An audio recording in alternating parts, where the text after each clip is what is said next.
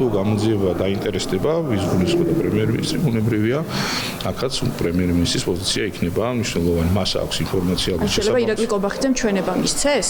მე არ ვიცი, კიდევ ვიმეორებ, გამოძიება დაადგენს. მისცემს თუ არა ყოფილი თანაგუნდელების წინააღმდეგ ჩვენებას ირაკლი კობახიძე.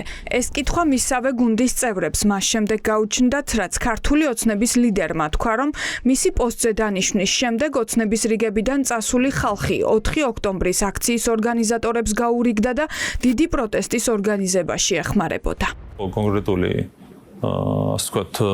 სუბიექტი ყოფილი გუნდის წევრი, რომელიც თანამშრომლობდა ამ ადამიანებთან რადიკალურ ოპოზიციასთან, ეს დადასტურდა მათი მხრიდან. შეგულიანებული იყვნენ ეს ადამიანები კონკრეტული მინიშნებებით. თქვენ ამ ვერსიის ალბათობას უშვებთ? თანხებით ეს არის ის ინფორმაცია, რაც ჩვენ გვაქვს. მინიშნებით მაინც რო გითხრათ, თქვენი პრემიერობის დროს წასული წევრები გუნდიდან თუ მანამდე წინაც უფრო ადრე. ანუ თქვენი 2024 წლის თებერვლისში. თუ კობახიძის ლოგიკას ვეგავყვებით, გამოდის, რომ ქართულ ოცნებას გადატრიალებას მისსავე გუნდის წევრები უწყობდნენ და ამისთვის დიდ ფულსაც იხდიდნენ.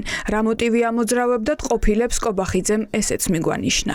თავის შიშები ქონდათ შეიძლება იგივე შეიძლება კორუფციის გამო ქონდათ თავისი შიშები სხვადასხვა მიზეზის გამო შეიძლება ქონდათ საკუთარი შიშები აგულიანებდნენ შეიძლება რაღაცებს პირდებოდნენ საბოლოო ჯამში ჩვენ ვერ ვახსენებ პრევენციული ზომები რა თქმა უნდა მიმართულებითაც გულისხმობდი პრევენციულ ზომებს ყველა მიმართულებით იქნა მიღებული პრევენციული ზომები რამაც გაგვიადვილა 4 ოქტომბერს უკვე რეაგირება რას გულისხმობს კობახიძე პრევენციულ ზომებში აღარ დაუკონკრეტებია თუ გადავხედავთ 4 ოქტომბრამდე განვითარებულ პროცესებს ამ დროს ოცნებამ ერთის მხრივ ლევან ხაბეიშვილი დააკავა და საჯარო სივრცეს განარიდა. პარალელურად კი ღარიბაშვილ ლილუაშვილის გარემოცვის ხმაურიანი დაკავებები დაიწყეს. დააკავეს ღარიბაშვილის ძმაკაცი ყოფილი თავდაცვის მინისტრი ჯუანშერ ბურჯულაძე. ასევე ლილუაშვილის ნათელ მირონი, ბიჯიკო პაიკიძე და კიდევ ბევრი სხვა. მოძიებაში გამოიკვეთება, ვინ იყო დამფინანსებელი და შესაბამისად როცა გაერკვევა, ისიც გაერკვევა ის ფული, რითაც აფინანსებდნენ. თუ ვინმე დანაზოგი დაფინანსებდა, რეგიო დანაშაული არ იქნება მას რამშეულობა. კორუფციით ნაშოვნი ფულით აფინანსებდა ამ ყველაფერს თუ საკუთარი დანაზოგით ხო? გამორიცხავთ თუ არა, რომ ეს შეიძლება იყოს გრიგოლი ლუაშვილი და ირაკლი კობახიძე. ამაზე პასუხი უნდა გავუგებინოს გამოძიება. ამ თქვენ არ გამორიცხავთ.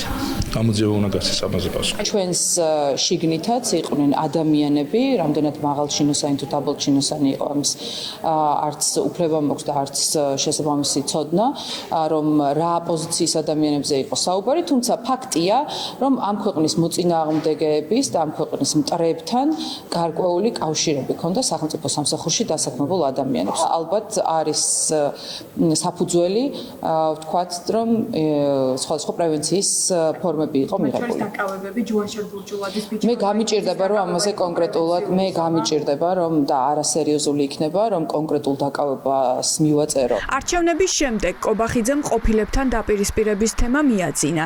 ახლა კი ყველაფერი თავიდან იწყება. ივანიშვილის პარტიის ლიდერი ივანიშვილის პარტიიდან წასულებს ივანიშვილის დამხობის თანამონაწილედ აცხადებს. 4 ოქტომბრის საქმეზე დაკითხვებზე იბარებენ კრიმინალურ პოლიციაში ყველას, ვინც კი რაიმე განცხადებას აკეთებს. ახლა საინტერესოა მისცემს თუ არა ჩვენებას მისი ყოფილი თანამებრძოლების წინააღმდეგ ირაკლი კობახიძე. ყველა ინფორმაციაზე საჯაროდ ვერ ვისაუბრებ. და რატომ არ ხდება ამ პირის დაკავება, მაშინ რევოლუციის დაფინანსება კიდევ უფრო ძლიერ მძიმედ არის. ვიღალატოთ მეგობრობაში, სიტყვაზე, ან გუნდელობაში. ეს სისხლის სამართლის დანაშაული არ არის. სისხლის სამართლის დანაშაულზე პასუხს მოთხოვენ, ვიზიც იქნება მტკიცებულებაში. გრიგოლი ლუაშვილი, ბატონ თიგეს. მაგაზე არ იპასუხებთ, ვერავისზე ვერ იპასუხებთ. ვინ იყო კორუფციულ საქმიანობაში ჩართული? როგორ ფიქრობთ, გამორიცხავთ რომ ეს შეიძლება იყოს გრიგოლი ლუაშვილი, ირაკლი ღარიბაშვილი? მე ასე მარჩიალობა არ მჩვევია. და თქვენ ნახეთ, ხო, გახმაურებული მათ შორის ის ხო, შემთხვევები და ის კეისები.